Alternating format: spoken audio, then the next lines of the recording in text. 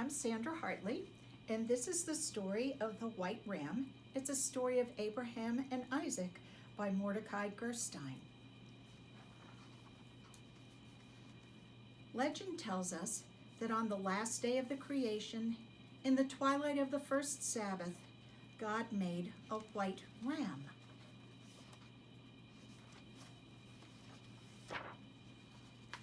He put the ram in the Garden of Eden and said, "Wait here until I call you." And the ram waited.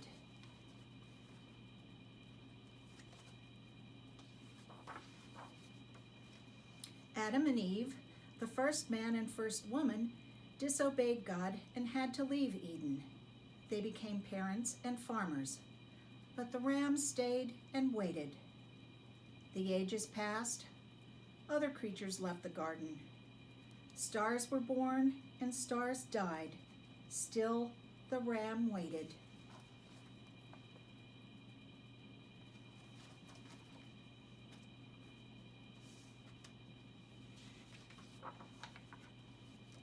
He waited till the morning. God woke him and said, "Today is the day." And the ram jumped up and began to run. He knew what he had to do. The evil one appeared and said, "Stop! Don't leave this beautiful garden. It will mean your death."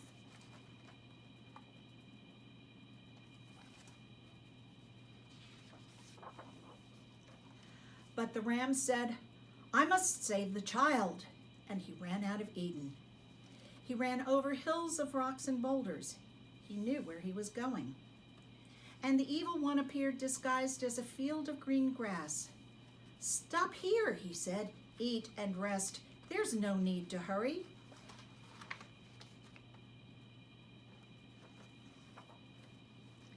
But the ram replied, "I must save the child."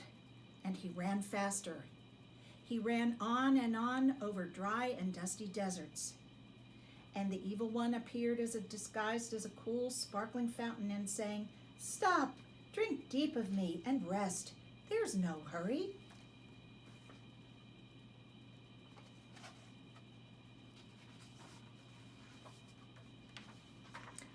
"I can't stop," cried the ram. "I must save the child." And on he ran. He ran through dark swamps and tangled jungles. And the evil one appeared disguised as a fierce lion and roared, "Stop, or I'll tear you to pieces and devour you."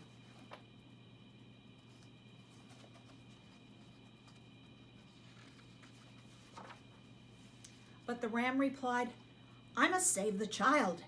And he leapt over the lion and ran on. The ram ran till he came to the sacred mountain. At the top he saw a child tied and bound on an altar, and a weeping man.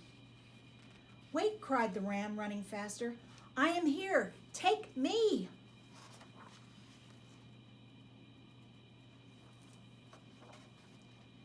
But the evil one, disguised as a bush of brambles, caught the ram's horns and said, "You shall go no farther." The ram struggled and cried, "Abraham, I am here. Take me." But the man Abraham did not hear.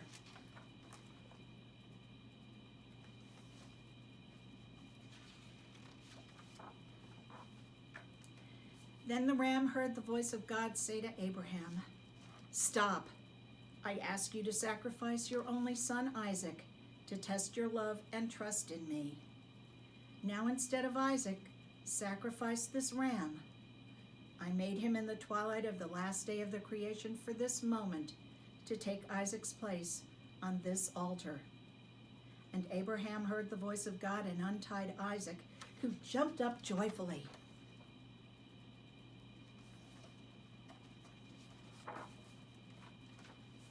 "But Lord," said Abraham, "why did you have to test me?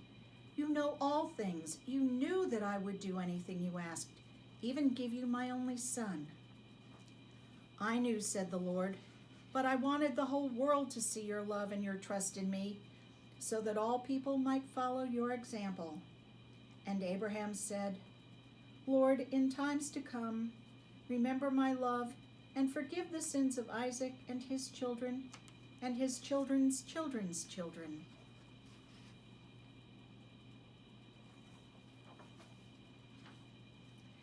Abraham freed the ram from the brambles, and the ram leapt onto the altar. Abraham, said the ram, on New Year's Day, Rosh Hashanah, blow through one of my horns, and God will hear the sound and remember Isaac and me, the white ram that took his place. And he will forgive the sins of Isaac and his children and his children's children's children, always till the end of time.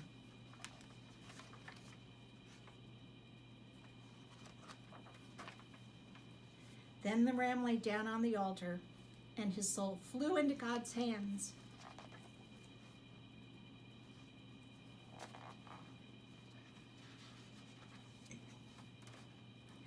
And from the ram's ashes, the mortar for the temple altar of the great temple was made. And from his bones, on that mountain, the foundations of Jerusalem were made. And from his bowels, the 10 strings of King David's harp were made. And from his hide, the prophet Elijah made a cape.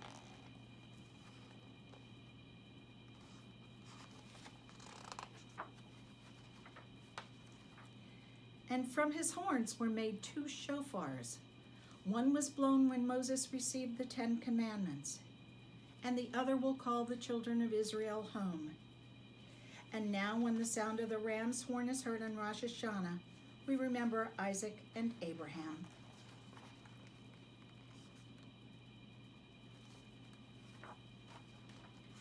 And we remember the white ram that now and forever grazes in the fields of heaven.